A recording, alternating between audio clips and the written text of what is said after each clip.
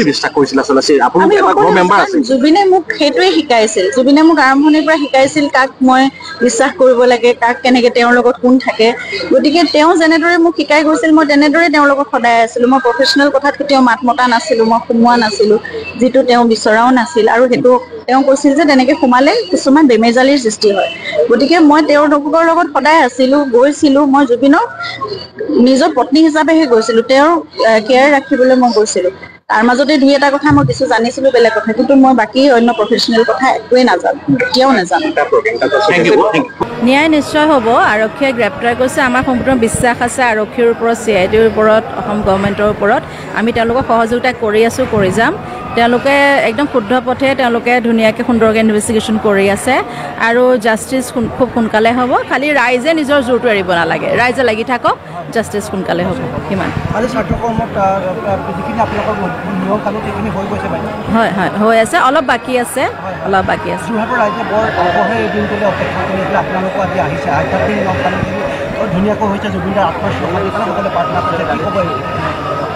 যোৰহাট আমাৰ নিজৰ ঘৰ গোটেই যোৰহাটখনে ইয়াতে গোটেই মানুহখিনি পাইছোঁ সৰুৰ পৰা যাৰ লগত ডাঙৰ হৈছোঁ আমি মিউজিক লাইনৰ ড্ৰামা লাইনৰ চব মানুহখিনি আহিছে আদৰ সাদৰি লৈছে আমাক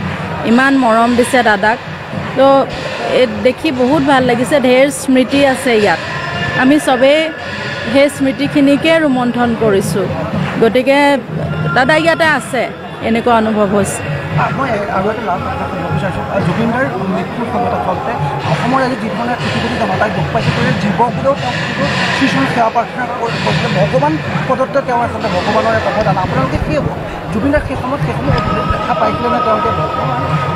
আমি একচুৱেলি তাৰ যোনখিনি এই জীৱ জন্তুটো সৰুৰ পৰাই ভাল পায় পটককৈ জীৱ জন্তুৱে তাৰ লগ লয় আমাৰ ঘৰখনেই তেনেকুৱা সৰুৰ পৰা দেউতাই বহুত জীৱ জন্তু আনি দিয়ে আমি জীৱ জন্তুবোৰ মৰম কৰি ডাঙৰ কৰোঁ এনেকুৱা তো তাক এনেকুৱা মানে ইমান যে সি এটা ডিভাইন চ'ল সেই কথাটো আমি অনুভৱ কৰা নাছিলোঁ সেইটো এতিয়াহে কৰিছোঁ জানো তাক ইমান ভাল পায় মানুহে হওক জীৱ জন্তুৱে হওক সেইটো কিন্তু এইটো মেগনিটিউডত আমি ভবা নাছিলোঁ এতিয়া অনুভৱ কৰিছোঁ এতিয়া ভাবিছোঁ যে হয় আমি একচুৱেলি ভাগ্যৱান যে আমাৰ ঘৰত সি জন্ম ল'লে যে মোক সি কোলাত লৈ ডাঙৰ কৰিছে তেনেকুৱা ধৰণৰ তো এতিয়াহে অনুভৱ কৰিছোঁ সেই কথাটো এতিয়া জুবিনদাৰ বিশেষকৈ সিদ্ধাৰ্থ শৰ্মা মেনেজাৰ আপোনালোকেতো তেওঁৰ লগত আত্মিক সম্পৰ্কত থাকে সিদ্ধাৰ্থ শৰ্মাকো বহুত মৰম কৰিছিলে নিজৰ দ্বিতীয় পত্নী বুলি কেতিয়াবা ভাবে কিন্তু এতিয়া সিদ্ধাৰ্থ শৰ্মাই তেওঁ কোটি কোটি টকা সম্পত্তি কৰিছে কিন্তু জুবিনদাই দেশত তেওঁৰ একাউণ্টতো পইচা নাই তেনেকুৱা পৰিৱেশ এইবোৰ কথা ইনভেষ্টিগেশ্যনত ওলাব যিবোৰ কথা অলৰেডি আমাৰ ইনভেষ্টিগেশ্যন চলি আছে গতিকে এইবোৰ সময়ত আমি সকলোখিনি গম পাম শুদ্ধভাৱে ইনভেষ্টিগেশ্যন হৈছে আমি তাৰ এটা সুফল ওলাব এটা জাষ্টিচ ওলাব আশা কৰিছোঁ তাতকৈ বেছি মই এতিয়া একো নকওঁ কোৱাটো ভুল হ'ব প্ৰাণৰ শিল্পী জুবিন দালে যে যোৰহাটৰ ৰাইজৰ আৱেগটো যে সুকী আজি যোৰহাটবাসীৰ ৰাইজে তাক প্ৰমাণ কৰি দিলে স্বতঃস্ফূৰ্তভাৱে যোৰহাটৰ ৰাইজ ওলাই আহিছে আপোনালোকে জানে আজি নৱমী কিন্তু নৱমী স্বত্তেও মানুহে কিন্তু জুবিন দাক আজি শেষ শ্ৰদ্ধাঞ্জলি জ্ঞাপন কৰিবলৈ আজি যোৰহাটৰ ষ্টেডিয়ামত উপস্থিত হৈছে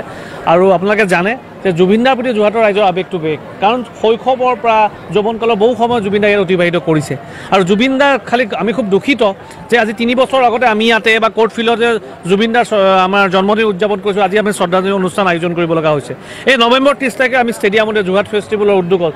মোৰ দেউতাৰো সোৰণত সি ব্লাইণ্ড স্কুলৰ ব্যক্তিসকলক লৈ এক অনুষ্ঠান কৰা হৈছে তাৰে ইচ্ছা আছিলে তাৰে প্লেনিং আছিলে বহাগ মাহৰ সময়ৰ পৰা মোৰ লগত সেইটো প্লেনিং কৰি আছিলে নৱেম্বৰ 30 তাৰিখে ডেট দিছিলে যোৰহাটৰ হৰিজন কলনীত যাম বুলি কৈছিলে মোৰ লগত সামাজিকভাৱে কেনেকৈ সমাজখনক যোৰহাটখন একত্ৰিত কৰে তেওঁলোকৰ বহুখিনি চিন্তা আছিলে আৰু বিশেষভাৱে তেওঁৰ মন আছিলে যোৰহাটখন এখন কালচাৰ হাব হিচাপে বনোৱা কাৰণ যোৰহাটখন সাংস্কৃতিক ৰাজধানী সেইকাৰণে মুখ্যমন্ত্ৰী মহোদয় সেইদিনাখন আশ্বাস দিছে যোৰহাটত এখন ফিল্ম ষ্টুডিঅ' হ'ব জুবিনদাৰ নামত কিন্তু আজি খুব দুখ লাগিছে যে আজি আমি তেওঁক শ্ৰদ্ধাঞ্জলি অনুষ্ঠান ষ্টেডিয়ামত পাইছোঁ এই অনুষ্ঠানটোতে কিমানবাৰ তেওঁ আজি ফুটবলৰ প্ৰীতি ফুটবল খেলিছে